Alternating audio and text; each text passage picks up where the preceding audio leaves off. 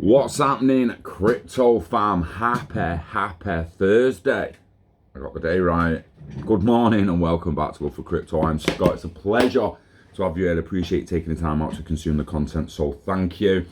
This morning, I want a little chat and a little look over Mastercard to support cryptocurrency payments in 2021. Now, some people are going to throw out, oh, well, don't they already do that, Scott? My Wirex card runs across Mastercard and Revolut uses Mastercard and Visa, and haven't they already done that, Scott? Well, in a way, yeah, but it would seem they're going one step further now, so we'll have a read through it and we'll see what's going on. Mastercard is moving beyond crypto cards to support direct payments in select cryptocurrencies, but not Bitcoin. Bitcoin ain't a currency, man. People need to check themselves. It is a currency. It's designed to be a currency, but it's not good enough. It's already too old and too slow to be a currency. It's a store of value. It's all anyone really wants it to, for holding it for the long term to make gains and value gains, which you will then put into other things of value. You will trade the asset of Bitcoin for another asset in the future, not really selling it to pounds and buy. You know what I mean. I don't want to go too deep into that. But in brief of this article, Mastercard will allow customer to merchant payments in cryptocurrency this year without the need to settle in fiat. The announcement makes clear that Mastercard is interested in integrating stable coins rather than assets like Bitcoin.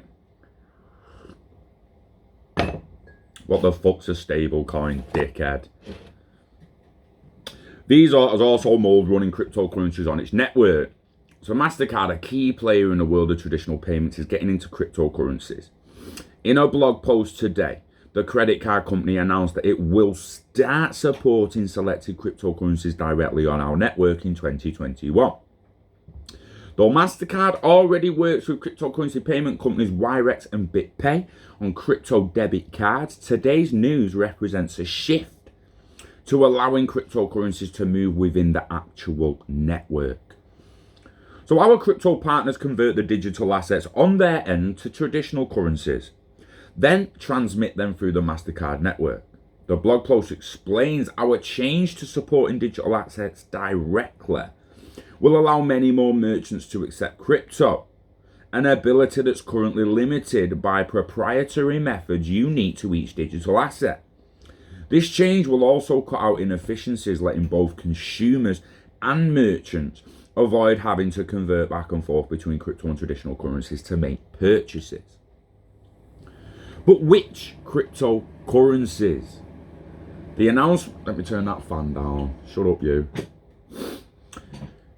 The announcement is cagey on that point, noting that it's looking for crypto assets that offer reliability and security, namely stable coins. Cryptocurrencies designed to hold their value relative to an asset such as a US dollar so that they can be used for payments.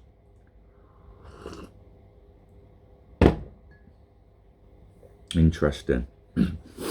According to Mastercard, its criteria for integrating cryptocurrency payments boil down to consumer protection, rigid regulatory and compliance measures such as KYC, and crucially, a popular desire to use the cryptocurrency rather than merely invest it. It's a payments platform after all, designed to take a percentage of every transaction. Mastercard has previously shown interest in stable cryptocurrencies. In September, it launched a platform for central banks to test their own digital currencies known as CBDCs.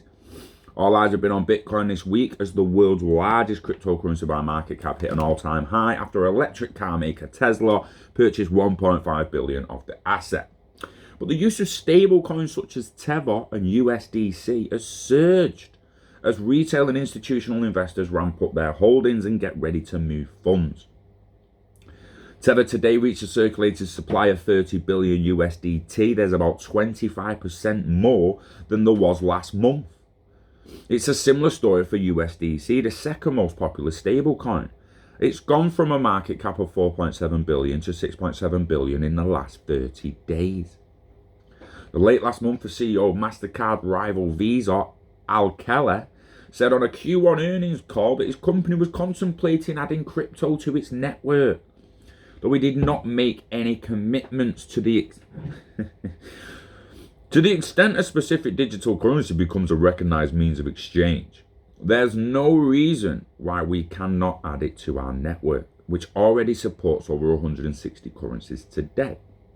Looks like Mastercard has beaten Visa to it. They're getting ready. We will have to see. It's a stable coin. What's a stable coin? Is the pound stable to the dollar? Is the dollar stable to the euro? Did it stay the same all the time? I mean, is the Forex market just a fucking dream and it doesn't actually exist and we're just made to believe it exists, but all these currencies actually stay the same price? Because what the fuck is a stable coin?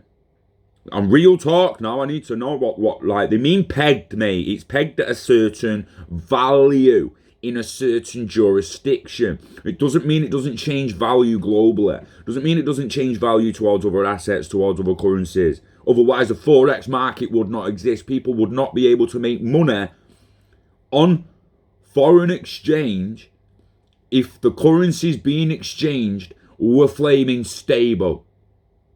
Wouldn't be possible. Wouldn't be possible. Where's your 2% up coming from? If they both stay in the flaming same value, they move, they fluctuate. So people telling me now, oh, XRP is going to have to become a stable coin. It already is. There's one XRP is one XRP. That's as stable as it ever needs to be, mate. £1's £1. It's as stable as the pound ever needs to be. Doesn't mean a pound's always going to be $1.50. Doesn't mean XRP is always going to be 25 cents, 30 cents, 40 cents, 50 cents, whatever the fuck it is now. It's a stable coin. One XRP is one XRP. It's a stable coin.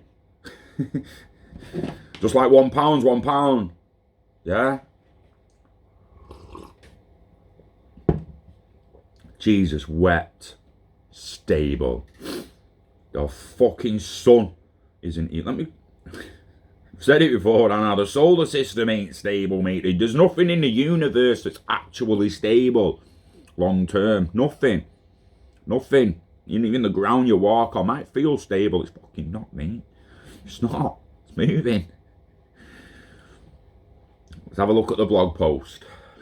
These flaming stable coins. I want to manage the cookies now. You've asked me. You're damn right. And I want to go. No. None of them all. Shove your cookies up your. Excuse me. Right. Whatever your opinions on cryptocurrencies, from a dyed-in-wool fanatic to utter skeptic, the fact remains that these digital assets are becoming a more important part of the payments world. We are seeing this fact play out on a Mastercard network, with people using cards to buy crypto assets, especially during Bitcoin's recent surge in value. We are also seeing users increase... You know what just popped in my head? Visa and Mastercard are actually not allowed to see what you're spending money on. They only see the transaction and where you spent it. So how the fucking hell do they know that there's a Bitcoin surge in purchases? Interesting that. And to be clear, this data is not of any individuals. It's anonymized and in aggregate, but the trend is unmistakable. We are preparing right now for the future of crypto and payments, announcing that this year Mastercard will start supporting select cryptocurrencies directly on our network. This is a big change that will require a lot of work. We'll be very thoughtful throughout about which assets we support based on our principles for digital currencies, which focus on consumer protections and compliance. Our philosophy on cryptocurrencies is straightforward. It's about choice. Mastercard isn't here to recommend you start using cryptocurrencies, but we are here to enable customers, merchants, and businesses to move digital value, traditional or crypto, and move it however they want. It should be your choice. After all, it's your money. Doing this work will create a lot more possibilities for shoppers and merchants, allowing them to transact an entirely new form of payment This change may open merchants up to new customers who are already flocking to digital assets and help sellers build loyalty with existing customers who want this additional option. And customers will be able to save, store and send money in new ways. We want to help these concepts flourish and reach their potential while also developing and encouraging the necessary guardrails. We are here to enable customers, merchants and businesses to move digital value, traditional or crypto, however they want. It should be your choice. It's your money. To be completely clear, not all of today's cryptocurrencies will be supported on our network. While stablecoins are more regulated and reliable than in recent past, many of the hundreds of digital assets in circulation still need to tighten their compliance measures, so they won't meet our requirements. We expect consumers and the ecosystem as a whole will start to rally around the crypto assets that offer reliability and security. It's those very same stable coins that we expect to bring into our network. So what are we looking for? 4 key items. First and foremost, we need consumer protections, including privacy and security for consumers' information. The same level of security people have come to expect in their credit cards. Next, strict compliance protocols will be needed, including Know Your Customer, KYC, a requirement meant to snuff out illegal activity and deception in payment networks. Also, these digital assets must follow local laws and regulations in regions they are used. Lastly, people will want to use these digital assets for payments. So that is one of our criteria too. To reach our network, crypto assets will need to offer the stability people need in a vehicle for spending, not investment. We are already working hard to provide this consumer choice for cryptocurrencies. We teamed up with Wirex and BitPay last year to create crypto cards that allow people to transact using their cryptocurrencies. We added those to partnerships this year by joining forces with LVL, an up-and-coming crypto exchange. These relationships with many more planned in the pipeline build on our many years of crypto collaborations. In all of these cases, cryptocurrencies still don't move through our network. Our crypto partners convert the digital assets on their end to traditional currencies, then transmit them through the Mastercard network. Our change to supporting digital assets directly will allow many more merchants to accept crypto, an ability that's currently limited by proprietary methods unique to each digital asset. This change will also cut out inefficiencies, letting both consumers and merchants avoid having to convert back and forth between crypto and traditional to make purchases. Adding to this work, Mastercard is actively engaging with several major central banks around the world as they review plans to launch new digital currencies, dubbed CBDCs, to offer their citizens a new way to pay. Last year, we created a test platform for those banks to use these currencies in a simulated environment. Using our deep experience in payments technologies, we look forward to the continuing partnerships with governments and helping them explore the best ways to develop these new currencies.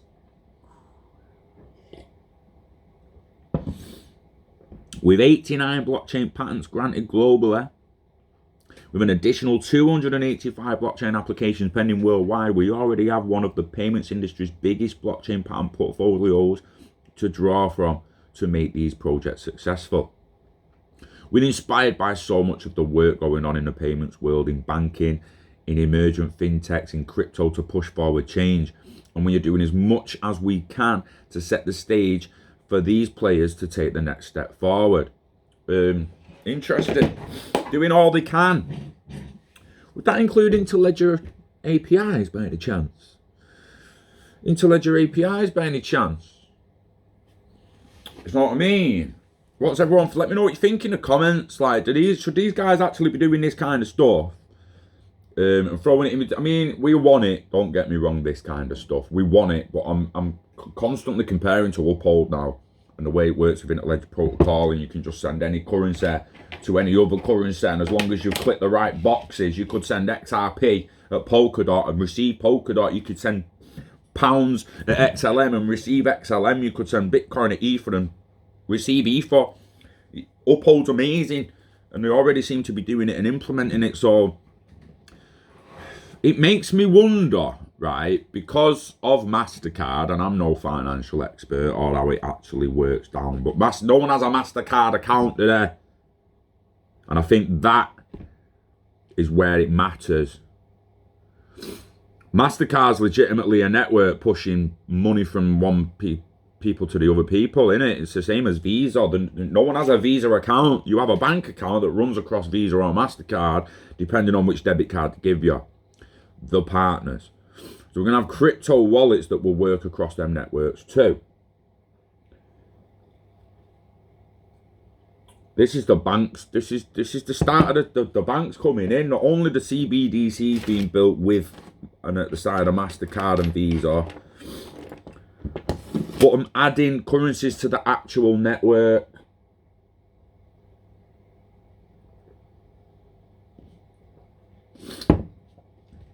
The only thing they didn't really talk about, we expect consumers and the ecosystem as a whole will start to rally around crypto assets that offer reliability and security. They missed some out there. What they meant to say was around the crypto assets that offer speed, convenience, reliability, security, and possibly privacy. It's not just about being reliable and secure now. It's been about fast, convenient. I'm waiting an hour for my Greg's to get confirmed, mate. Sat in Greg's waiting for confirmations. I mean, is that what's going to be happening? We want boom. We want instant trannies, instant transactions, mate. We're on the same page as a W3C, us. In the future, there'll be no payments. They'll be that frictionless. You won't be waiting for anything. Mastercard, Visa, or whatever network you're using with the card that you're actually holding, or the phone, the near-field connection, QR code, whatever. The minute that machine beeps, you ain't just paid, you've settled. You payment and settlement at the same time. In the future, that's what's going to come. This is the internet of value actually taking shape right in front of our faces, guys. What we've literally been waiting 3 years. Almost 3 years now I've been waiting for this. So, pucker up, bled. Yeah? Enjoy the ride. Hold on. Get patient. And fill your bags, baby. Diversify. And you know the rest. Yeah? Turn your hobbies into revenue. Invest in yourself. Invest in the internet of value. Live long and hodl it all till you're ready to let it go, baby. Enjoy the rest of your week. Looking forward to the Lars interview. We need to get it confirmed for tonight. Hopefully it is tonight. It will be soon. We'll get it done soon and we'll get it out there. That's an interview with Lars Bruges, Director of Education at IOHK, Input Output Hong Kong, or IO Global, as this apparently changed the name to. So stay tuned for that about Cardano, about the staking, about the incentives, the Ouroboros protocol, and whatever else. If you have any questions for Lars, get them in the comments and I will try and ask them in later on or when we do the interview. So yeah, thank you. Wishing health and happiness to you and yours. Thanks for watching, guys. Take care and I will see you on the next one. Peace.